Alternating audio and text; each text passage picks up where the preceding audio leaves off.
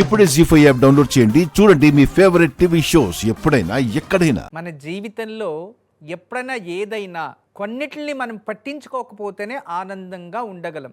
ఏదైతే మనకి కావాలో దాన్ని మాత్రమే వినాలి, దాన్ని మాత్రమే స్వీకరించాలి, మిగతా వాటిని స్వీకరించకూడదు.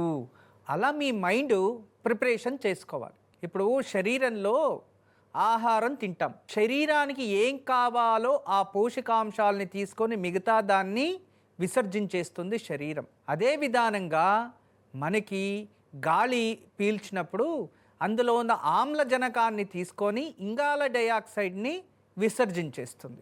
అలా మాటలో కావచ్చు, కథలో కావచ్చు, వ్యక్తుల్లో కావచ్చు, ఎవరిలో అయినా కావచ్చు, ఏ పరిస్థితుల్లో అయినా మనకి కావాల్సినది మాత్రం మనం వింటే మన జీవితంలో ఖచ్చితంగా ఆనందంగా సంతోషంగా ఉండగలం. అన్నిటి గురించి ఆలోచిస్తే ఎవరో ఏదో అన్నారని, ఇంకొకరు ఏదో మాట్లాడుకుంటున్నారని, ఇంకొకరు ఏదో అయిపోయిందని అనుకుంటే ఆ జీవితం ఎక్కడ లేకుండా అయిపోతుంది. దయచేసి అర్థం చేసుకోండి. కుటుంబంలో సమస్యలు రావడం సహజమైనదే. శ్రీరాముల వారి ఇంట్లోనే సమస్యలు వచ్చాయి, శ్రీకృష్ణ పరమాత్మ ఇంట్లోనే సమస్యలు వచ్చాయి, పాండవుల్లో కౌరవుల్లో సమస్యలు వచ్చాయి. పూర్వం నుంచి ఇప్పటిదాకా ఏ ఇంట్లో అయినా సమస్యలు రావడం సహజం, అది శతసిద్ధం. అందు నుంచి తప్పించుకో. సమస్యలు అనేది రావడం అది ప్రకృతి నిర్ణయం, అది సహసిద్ధం, రానే వస్తాయి.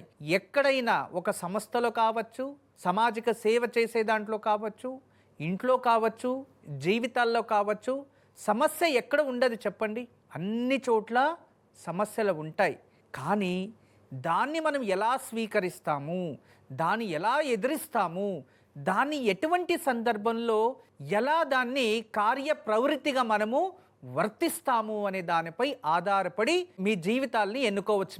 మీలో ఆ తెలివి, ఆ ఓర్పు మరియు ఆ సహనం లేనప్పుడు ఖచ్చితంగా మీరు దానివల్ల ఇబ్బంది పడతారు. ప్రతి ఒక్కరూ అంటే జీవితంలో. దానికి దయచేసి అందరికీ నేను తెలియచేసేది ఒకటే, ఈరోజు ఎవరో ఏదో అంటున్నారు, మన గురించి ఎవరో మాట్లాడుకుంటున్నారు అనుకొని వాటి గురించి ఆలోచిస్తే మీరు జీవితాంతం డిప్రెషన్లోనే ఉంటారు. ఇంట్లో నుంచి బయటకు కూడా అడుగు పెట్టలేరు. అర్థం చేసుకోండి.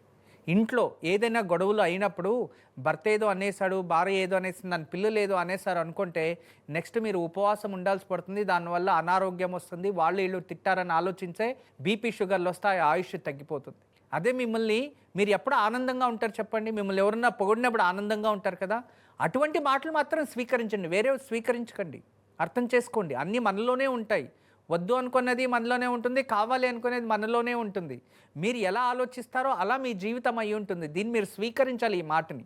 అందువలన దయచేసి మనము ప్రశాంతంగా ఉండాలి అంటే మనకి ఏది మంచిది అనిపిస్తుందో మనకి దాన్ని మాత్రమే వినాలి, అవసరం లేనిది వినకూడదు.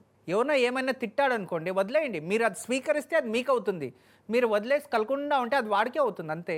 అలాగే జనాల్లో ప్రేమ కావచ్చు, శత్రుత్వం కావచ్చు, చెడు కావచ్చు, ఏదైనా మీరు స్వీకరిస్తేనే మీదవుతుంది, కానీ స్వీకరించకపోతే అది మీది కాదు. జీ5 యాప్ డౌన్లోడ్ చేసి అన్ని ఎపిసోడ్స్ పూర్తి ఉచితంగా చూడండి.